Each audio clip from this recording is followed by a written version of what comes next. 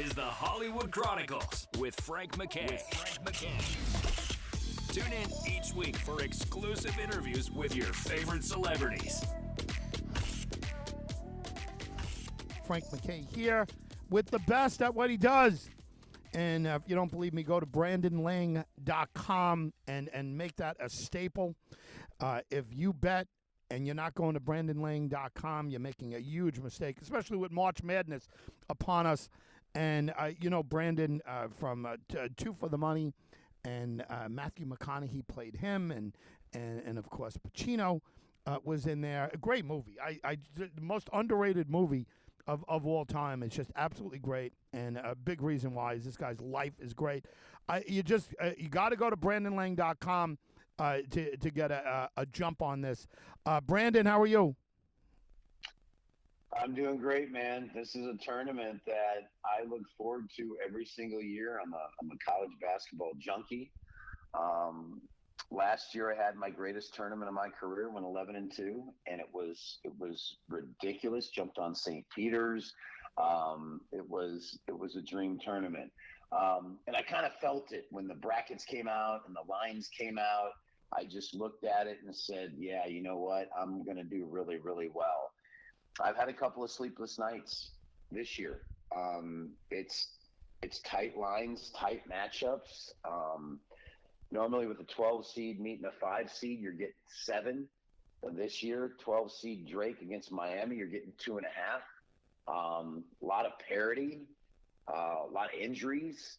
So this is going to be a little nerve wracking over these next 6 days. So still digging, still trying to uncover that rock and look for that last Willy Wonka golden ticket. I think I found a couple that I really, really like. And we'll pin our ears back and get after it.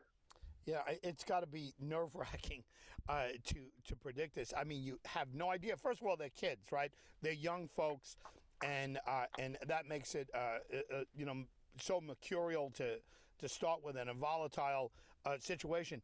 Am I right? And again, I'm by no means an expert. You're the expert. Is this much more difficult than predicting the pros because they're not set in their ways or they're set in their habits? They're still learning. Right or wrong, this is tougher than pros.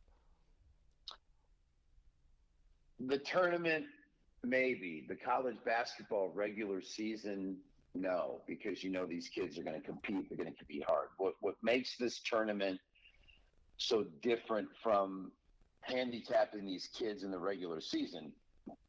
There's this word called pressure, and it's the pressure of the big stage and the big moment. So what you do is you want to lean towards a 13 seed or a 12 seed that has some senior leadership. And then that pressure seems to get handled pretty well.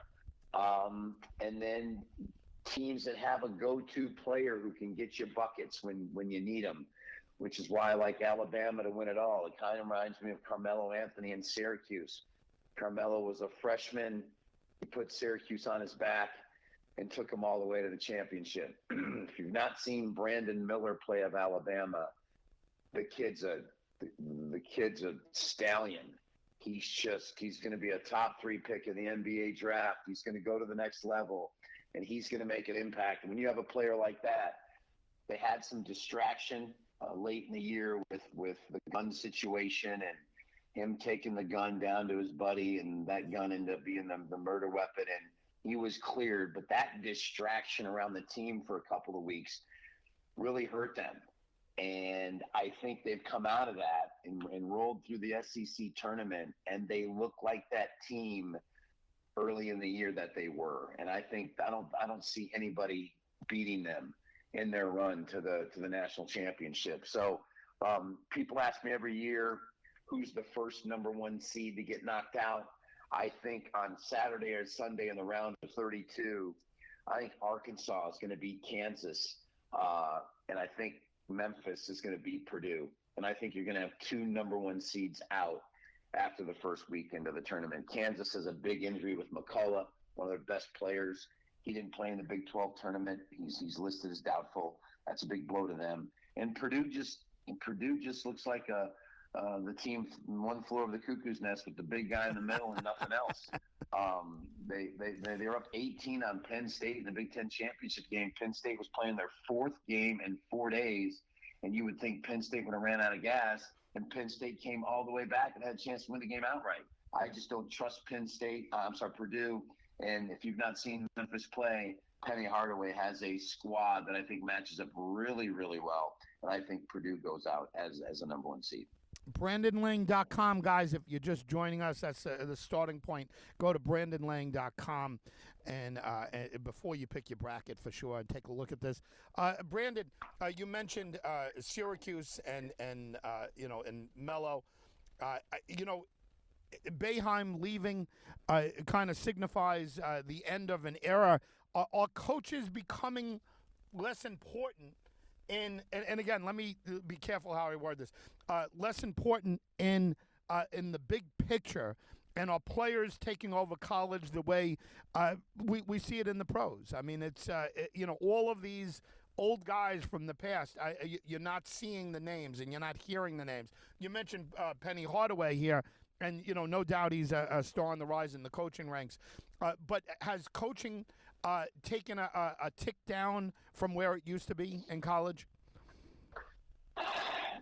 I don't think so, because you got a lot of really good young coaches who get it, and I think if anything, it's gotten better because with the NIL deals, with AAU teams, with these coaches now, the young coaches are in a position to relate to the kids much better. Kids have more options now. So where a kid might get roped into a university, and then once you sign that scholarship, you're locked in for 4 years and that coach can blackball you. That ain't happening now. Either that kid comes in and he bonds with the coach and he wants to stay, or you can transfer right out of the box and literally play right away. Used to where you transferred, you had to sit out a year in red shirt and then play.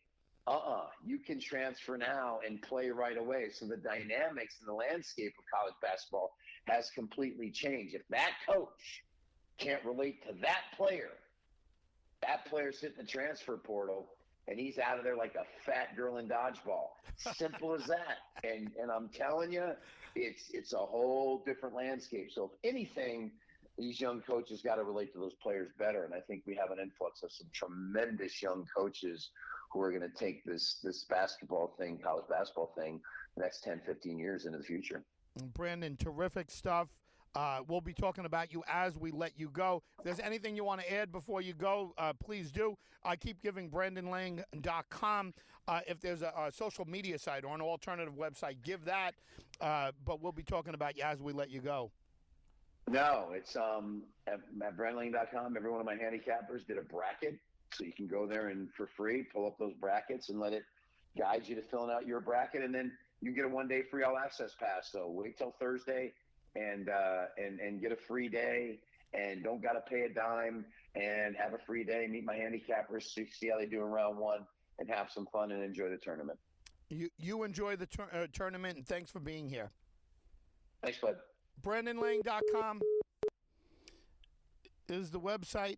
And again, they don't make a movie about you unless you've made a splash, and you don't get Matthew McConaughey and Al Pacino in the same flick about your life. 2 for the money. It's all about Brandon Lang. Think about that. Can you imagine? And Matthew McConaughey plays him, and there's this famous picture of the 3 of them, and Brandon's in the middle, and Pacino's on his left, and McConaughey's on his right, and I've been seeing it for years. Anyway, he's all about betting. That's his thing. March Madness is upon us, and so many people have brackets. I don't even have a bracket, so I'll tell you where my head is. But some of these people with the brackets, they go deep. I don't know if anyone's out there who's picked multiple perfect brackets, but there have been, right? There's certainly have been perfect brackets. I don't know if there's multiple, but anyway, BrandonLang.com, is a great starting point for all of you who are living and dying for this tournament. And March Madness is a monster, and it's all about college basketball. And if you're into it, you're in your glory right now. March is there, and it's just beyond. By the way, the leaving of Jim Boeheim in Syracuse. By the way, he's an Independence Party member for years. Jim Boeheim used to sign petitions up there. And for those of you who don't know, I was the state chair of the Independence Party for 22 years, and just kind of interesting. Boeheim leaving, and to me, it's an end of an era. And Pacino might be coming back to St. John's. That's a whole different story. You need a whole show to talk about that. But John Thompson passed away from Georgetown. Raleigh Massimino is gone, and all of these guys. Jim Valvano, of course, passed a long time ago. It's just you don't have that celebrity coach the way you used to. BrandonLang.com for more on Brandon. Frank McKay signing off. We'll see you all next time. You've been listening to the Hollywood Chronicles with Frank McKay. Tune in next week for more celebrity interviews with your favorite Hollywood stars.